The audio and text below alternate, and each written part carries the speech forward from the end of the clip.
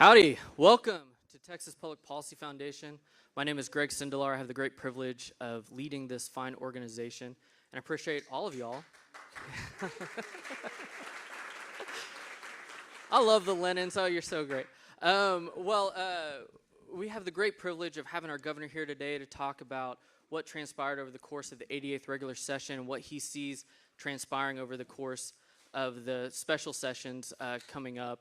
And I think we should take a moment to really look at what is happening in Texas. Texas has long been a beacon of hope for the rest of America, and under Governor Abbott's leadership, we have seen that beacon grow stronger and stronger. So without further ado, please help me welcome our good friend, the 48th governor of Texas, Greg Abbott.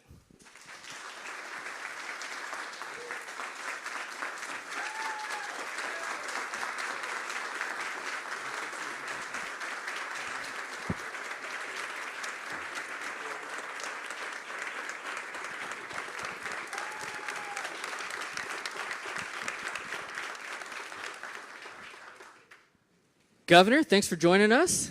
It's always a pleasure to have you. Great to be back. It's great to be here. All right. Well, so the format today, I have a few questions for you. Hopefully we'll have some time maybe to get to a couple audience questions. But I kind of want to dive in because there's a lot to cover and a lot going on. But one of the things I really wanted to start with is there are actually a lot of good, I know there's unfinished business, but there are a lot of good things that happened during the 88th regular session. And I think as conservatives, we oftentimes forget to celebrate some of our victories. So I was curious from your vantage point, what are the things that you're most excited about that got done and maybe you've signed or will sign soon into law here in Texas? It's a fair point. Listen, first, in the order that you went, there are more things that have to be done. You may have noticed there's 2 items on the special session call. You may notice that I said I would be calling multiple special sessions. We got to take these things in steps. Listen, property, and we'll be talking more about property taxes later. Property taxes is so important. We're going to get it taken care of before we go on to other issues to make sure we address everything, but we may be here a while. But that said, listen, what Greg said is extraordinarily true. And that is what we were able to accomplish this past session truly is transformative. Let me just give you a couple of examples. As we all know, Texas already has the best business environment of any state in the United States of America.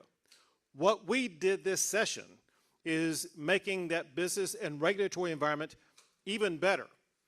As you know, one thing that we're working on as we speak is to build a wall on our southern border. Because of what we've done with the business and regulatory environment this session, we may have to build a wall on the northern border, on the western border, on the eastern border to make sure we protect Texas. So let me tell you what we did. One is we passed something that we do expect to see other states try to copy, and that is this massive regulatory preemption law. This is something, ironically, that I first talked about at TPPF years ago, saying we needed a one-shot strategy to override these overburdensome regulations at the local level. It didn't happen then, and we had to do one-off overriding of specific regulations at the local level. This time with Senator Creighton and Representative Burrows, we did across the board regulatory preemption, so that local governments, City of Austin, for example, are not going to be able to micromanage businesses in the state of Texas, especially driving up the costs for local businesses. And we're going to have one regulatory regime across the entire state on massive subject areas that will make the cost of business even lower, the ease of business even better. And then to tie that in together with some other things we did, we passed a law that creates business courts in the state of Texas. Remember this. I see Robin over here from Harris County, and she knows in Harris County, people who run for judges in Harris County don't run as Republicans or Democrats. They run as socialists, and they judge as socialists. And that undermines the rule of law, especially as it concerns things like contracts and agreements that businesses enter into. So now we're going to have a new layer of courts called business courts, and then in addition to that, we created another court of appeals. As of right now, Texas has 14 courts of appeals arrayed around the state. This session, we added a 15th court of appeals that will be in charge of ruling on a variety of subject matters, the largest of which involves issues concerning the state of Texas and Texas state agencies. As a result, it will not be the liberal Austin Court of Appeals that's deciding the fate of the future of Texas. Instead, there will be independently elected judges on the 15th Court of Appeals elected statewide that will be making reasoned decisions about the interpretation of the laws as well as the regulations affecting the state of Texas. Another way that we had a transformative session is the border. Listen, understand this, and that is, last session we spent about $4.5 billion to secure the border. This session we're spending about $5.1 billion to secure the border.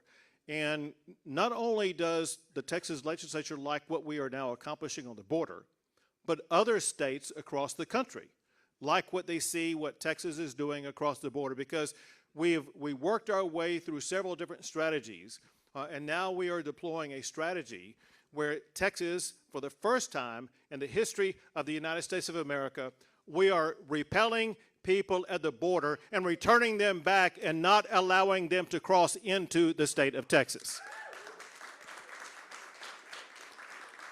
You may have seen when Title 42 was lifted. You saw the massive groups of people trying to cross the border from Matamoros into Brownsville, only to meet the concertina razor wire that was backed up by the Texas National Guard as well as Texas Department of Public Safety officers, incapable of entering into the state of Texas. That was actually a plan that we had developed 6 months ago and deployed first in El Paso, Texas, and now we are deploying it in regions across Texas. Other governors across the country have seen the value of this, where states together can now step up and do what Joe Biden is not doing, and that is to stop people from illegally entering into the United States of America. They are now sending their National Guard, their local state law enforcement officials to help our local officials to make sure that we will seal the border and deny access to anybody trying to enter into our state illegally. Now,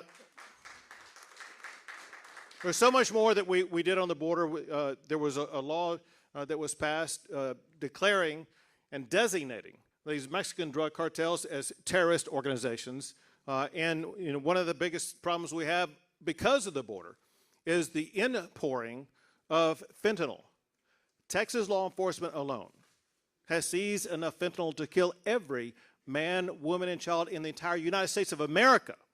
What Texas law enforcement is doing is literally saving lives across the country.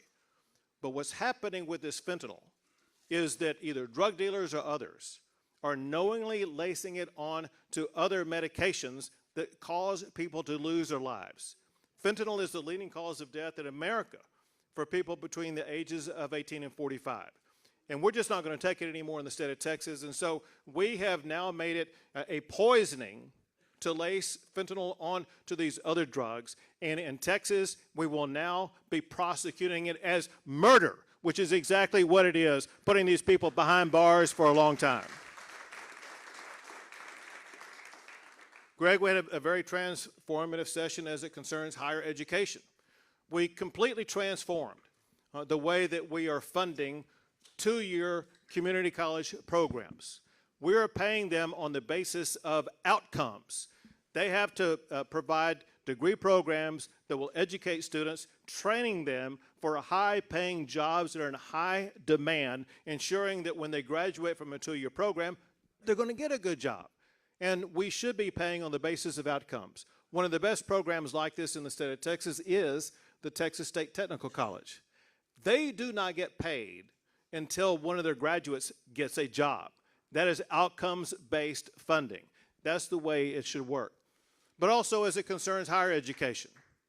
On higher education, we wanted to ensure that Texas did not go down the same pathway as we've seen some other states go down where you have leftist agendas being promoted by our colleges and universities. And that's why we pass laws to bring our colleges and universities more in line with the ideology of the state of Texas. And that's why we passed a law saying that women and only women will be competing in women's sports in our colleges and universities. It's also why we outlawed and defunded DEI being used in universities. We will not use taxpayer dollars to fund DEI ideologies in our universities. We also were quite transformative in what we're doing to build a better and stronger Texas, to make sure that we will all have the resources we need as our state continues to grow. We invested in a big way in dispatchable power generation to make sure that our power grid would be more reliable. And we invested several $billions to make sure that we would build out the water resources that we need, as well as to repair the water infrastructure problems that we have, to make sure that every Texan is going to have access to the water that we need as we continue to grow. And then a couple of other things. You know, one way in which we're protecting the kids in the state. We are now passing a law to ensure that going forward, no child will be victimized by gender mutilation. We should not allow sex organs of children to be cut off. That's something that cannot be tolerated in this state. And Greg, I'll mention one last one that ensures that Texas will not go down the pathway of what we've seen in places like Portland, Oregon, and San Francisco, and Los Angeles, and Chicago, and New York, and others. And that is, we passed a law to make sure that we will rein in rogue district attorneys in the state of Texas. If you want to be in law enforcement, you must enforce the laws passed by the state legislature, period. Governor, I think you're right. And, you know, you look at what happens in other states, you know, they're facing massive budget deficits and people are leaving. And as a lot of these things, I think, will ensure that Texas remains the best place to raise a family, run a business, et cetera. But, you know, you also look at one of your things that you've talked a lot about, and we've talked a lot about, is how do we actually ensure that people feel long-lasting property tax relief. And you have stated before that you want to deliver the largest property tax cut in the history of the state, and you want to use the record budget surplus that we have to do that. You know, obviously that's one of the reasons we're back here in a special session. There's lots of discussion. I'm sure many people are curious about what you have to say about that. But what do you see happening so that we can make sure we deliver this for Texans? Sure. Well, I'm going to fully answer your question, but first I want to help everybody understand the ideological context from which I come and from which you come and from which TPPF comes.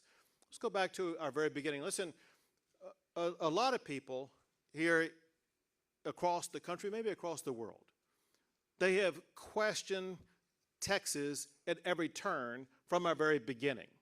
One thing about Texas that's been in our DNA from the very beginning, in our lineage all the way up until today. In Texas, we go big, and we make sure we will accomplish our big vision. It didn't matter that we lost at the Battle of the Alamo, because we had our eye on the prize. We knew a couple of weeks later we were going to win our independence and make Texas an independent country. We knew from the beginnings the challenges of trying to make money off of the land.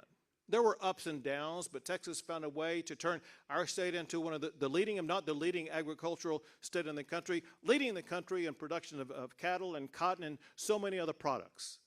But we also found another way to profit off of our land. We found oil and gas under our property, only to find later on, just a few decades ago, all the wise prognosticators were saying, well, listen, we are at peak oil. In Texas, we'll never be able to produce more oil again, only to learn that people like George Mitchell, as well as other Texans, were the innovators that led to new ways to both find and extract oil and gas from our land, so much so now that Texas may be fourth, maybe third among countries in the world for oil production. Saudi Arabia and Russia are first and second, and it's either Texas or Iraq that's going to be third. I can tell you this, Texas is going to pass Iraq. We will be the third largest producer of oil in the entire world.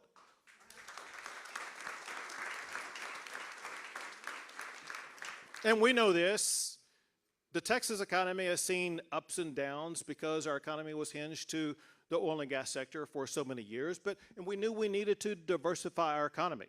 And that process began back when George W. Bush got elected to be governor of the state of Texas, and we have perfected it since then, so much so. Our economy not only is more diverse than it's ever been, Texas this past year became home to more Fortune 500 company headquarters than any other state in the United States of America. My point is this. We don't do things half-heartedly. We don't do things in portions. We think about what is the big way to go? What's the real solution that we need? We set our minds on achieving that solution, and then we go for it. If we don't get it the first time, we'll get it the second time or third time, but by God, a Texan will not be stopped as it concerns achieving our goal.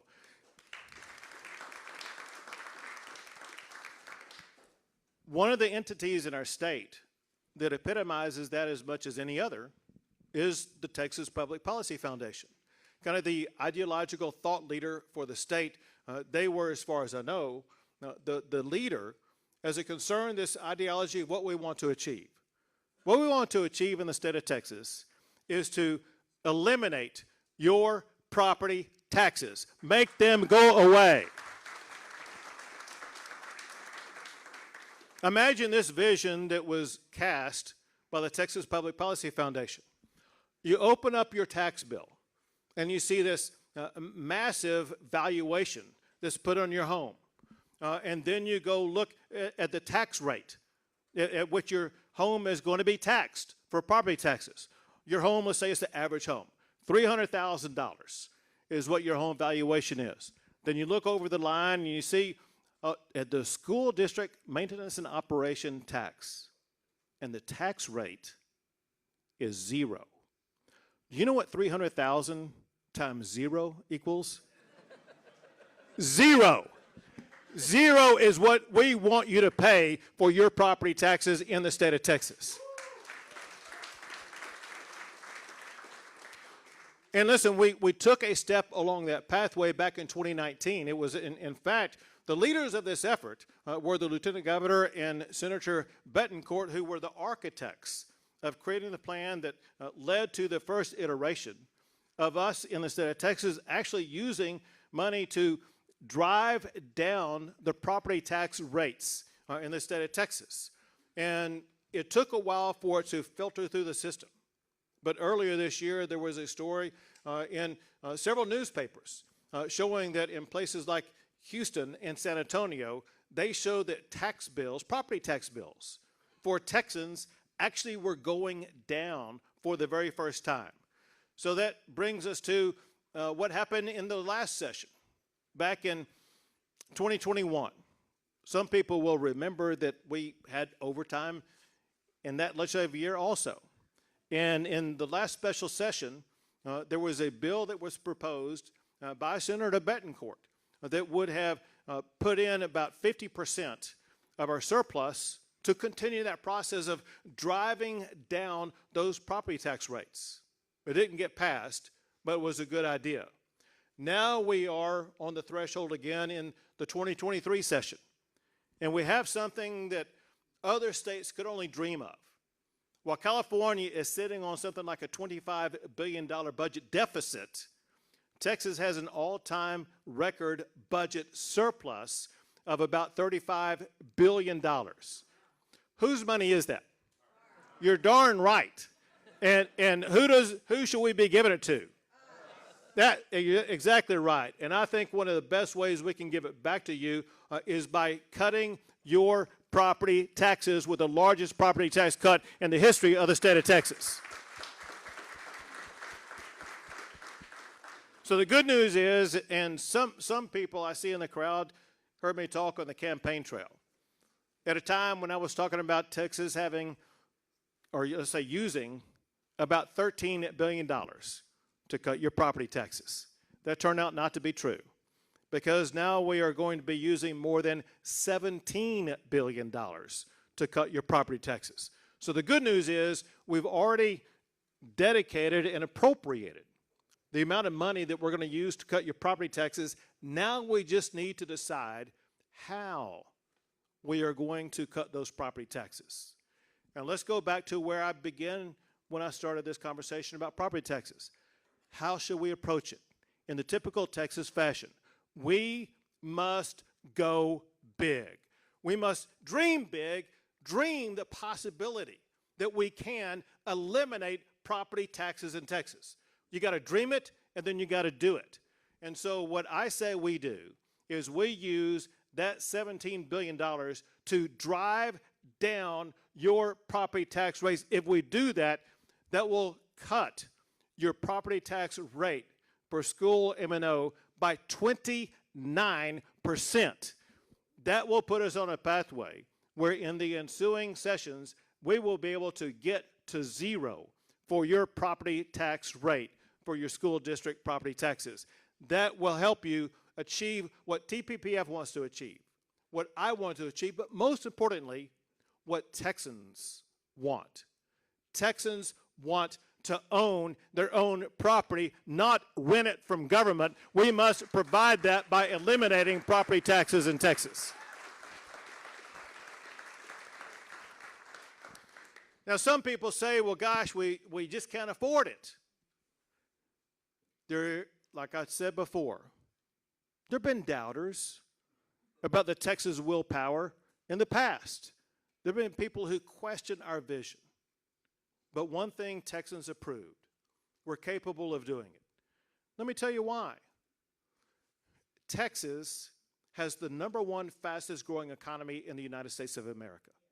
Our economy is now more than $2.3 trillion a year. Think about this.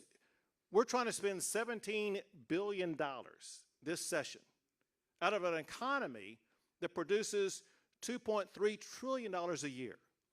Do the math. We're seeking to use 0.007% of our whole GDP to drive down property taxes just this session. $17 billion divided by $2.35 trillion is less than 0.1% of our gross domestic product. We can do it. Let me tell you something else that a lot of people have not calculated in about our capability to ensure that we're going to have the resources that will continue to allow us to have the funding that we need to drive down your property tax rates. One is our largest source of revenue in the state is sales taxes. And Texas is the #1 state for population growth. Think of all these people who are coming in from these other states by the tune of hundreds of thousands of people per year. Those are hundreds of thousands of people who are paying sales taxes in the state of Texas. We know the economy is going to go up, the economy is going to go down. We also know that we have hundreds of thousands or more people putting into our sales tax revenue every single year. Similarly, we have a franchise tax in the state of Texas. You know, those businesses that are coming into the state, they're paying more in franchise taxes every single year. My point is we have continued revenue streams. But think about this. What if you did get your property tax bill and it showed 0 was your property tax rate for school property taxes, saving you collectively, Texas, billions of dollars. Not, there may be somebody here who gets it. If there's anyone here who would save $1 billion, I'd like to meet you backstage after this thing's over. Collectively, is going to reduce the property tax burden by billions of dollars. What's going to happen with those savings? People are going to go out and buy more things where they're paying more sales taxes. None of those things have been put into the calculus of what should be put in there. But there's another factor, something I know that TPPF believes in, I believe pretty much everybody in this room believes in. Texas can and must find additional ways to cut spending wherever we can.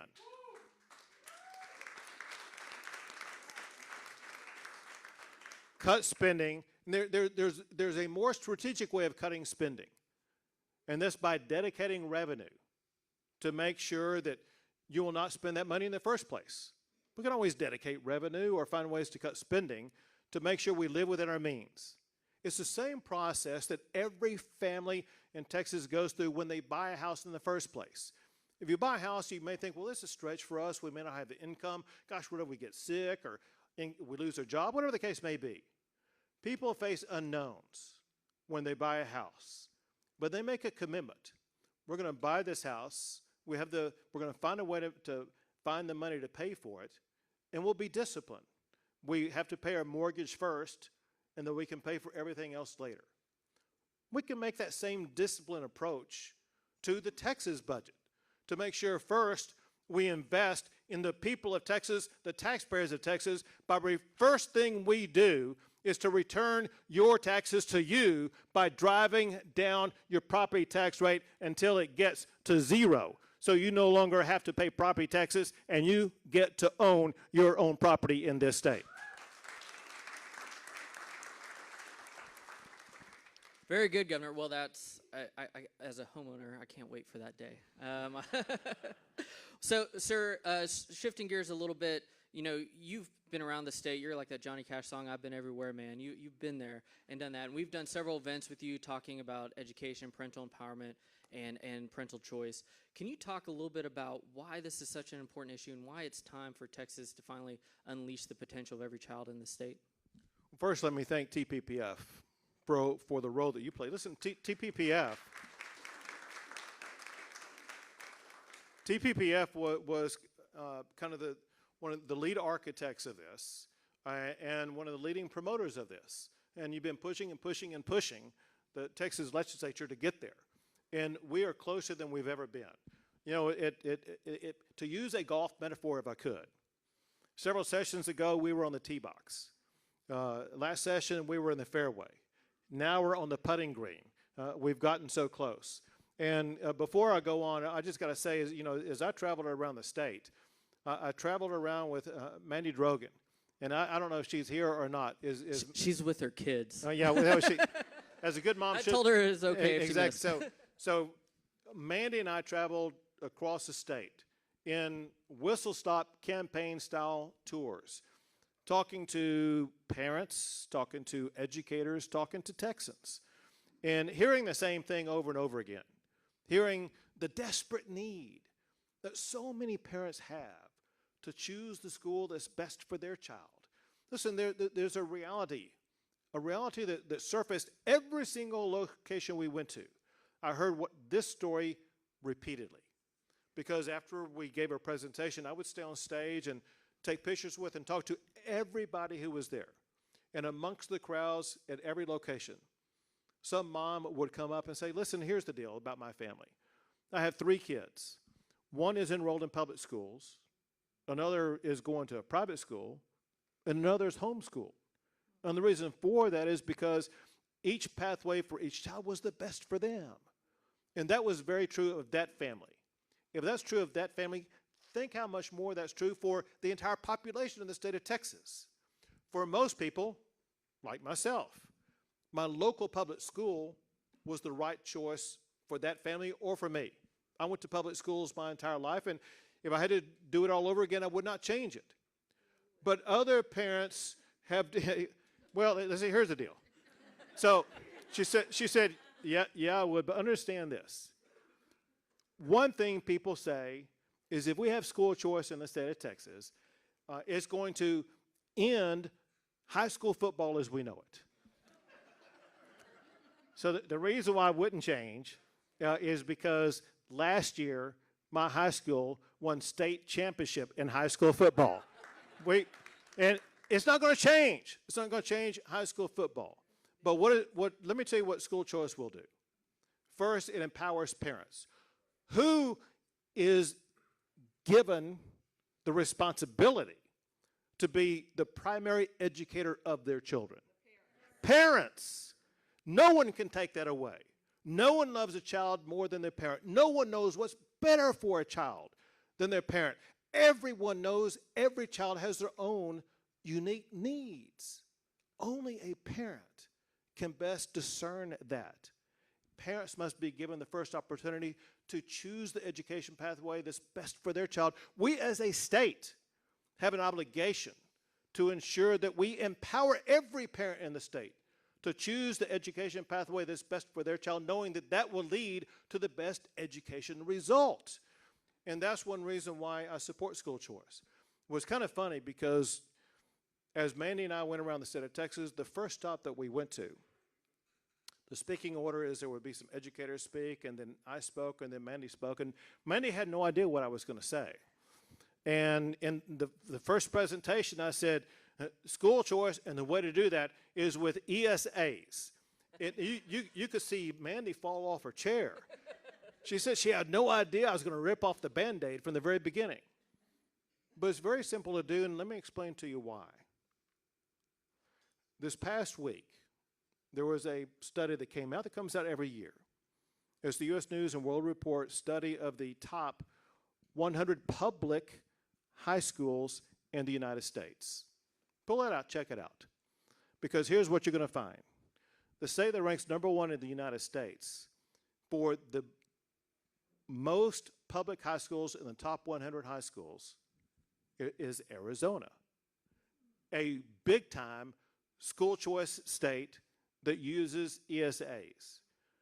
Tied for number 2 is Florida, another big-time ESA state. The point is this: the schools that rank, the states that rank number 1 and 2 in the United States for the best public high schools in America are the 2 states that are leading the way on ESAs and school choice and parental empowerment. It doesn't lead to a decimation of our public schools. It leads to an improvement in our public schools.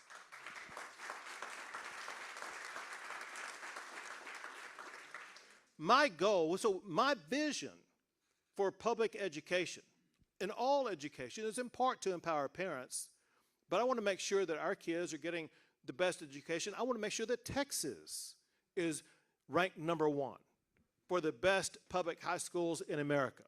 And it seems like the pathway to achieve that goal is the ESA pathway, because what it does, it ensures that not only parents will choose what's best for their child, but it eliminates the monopoly that exists on the education system. I don't care if you're in government, if you're not in government. One thing we found across the world, and especially in the United States, monopolies that eliminate competition are not the best pathway to the best results. It hinders the competition that's needed to achieve the best results. Now, I heard over and over again when I was talking to educators that were attending my events, they began to relent a little bit and said, well, listen, if we're going to go down a pathway, we just want a level playing field. Let's get rid of the STAR test, for example. I listened, I learned, I processed, and we implemented. The bill that we're working on not only provides ESAs and school choice for parents, for the public schools the kids are leaving behind, it eliminates the dreaded STAR test and requires teachers to focus on what's best for educating their kids in the classroom. Provides so many other benefits to public schools, including more teacher pay raises, more funding for rural schools. There's a total package that will make education in Texas far better. I will never relent. I will never give up.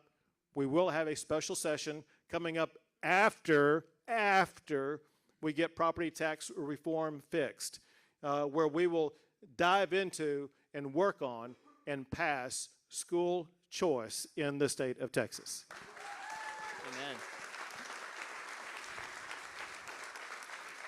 Well, Governor, as a parent of 2 young kids, one who is in private school and one who's in public school, I appreciate you leaning in on this, because as I've noticed as a parent, right, they have different learning needs, and the more tools we can give to parents to unleash that potential, the better our state will be, and I think will really take us and lead us forward. So I appreciate your support and your leadership on that. All right, so now we have time for a couple questions, and what we're going to do is first, I want everyone to know you have to ask a question, and we have limited time, so you have to be concise in your question, and it has to end in a question mark. And you have to wait for Clint to come to you with the microphone. All right, so Clint, right here, right here. Thank you, Governor. My name is Pastor Willie Davis from Houston, Harris County, Texas. First of all, I want to thank you for fighting for school choice. They give parents and students a voice, and not only that, but an alternative. My question is, do you believe that in this session, that in the greatest state in the United States, that we are going to have school choice provided for all? And you may have already answered that, but just in case, would you? The short answer is yes, with a clarification. You said this session, which would mean this special session. So this special session, each special session lasts 30 days. And I can't tell you when property taxes will be resolved. And so I cannot guarantee it's going to be this session. I can tell you, however, that it's not just school choice. There are a lot of other issues that remain to be addressed. And we will be, as I said when I first issued my call for the first special session, I called it special session number 1, meaning it's not the end. We're going to have multiple special sessions until we get these issues addressed, and there will be an appropriate time when we bring up school choice, and if it doesn't pass, we're going to bring it up again. We're going to keep pressing on it. Very good. Well, we won't take any vacations around here, Governor. Okay, all right, we have time for one last question. I'm sorry, the governor does have to go, so right back here in the back. Wonderful. Thank you, Governor, for being here today and for all you do to lead the greatest state in our great nation. What can we do to support you in your efforts? So this is a great question for those who didn't hear. She said, what can we do to support us in our efforts? And that is, you got to get engaged. You know, this isn't like some sporting event where you sit in the stands and you watch the players on the field. Politics is a process where it's the citizens on the field that matter the most. You're the voters. By God, you're the one who elect or unelect the members to all these different offices. We need you involved in this process. Your voice matters. Your voice must be heard, whether it be taking property taxes down to zero, whether it be school choice, whatever the issue is, get in the game, get involved, be relentless, contact your elected officials, make your voice heard.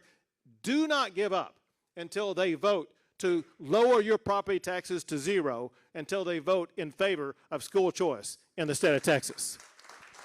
All right, thank you, Governor.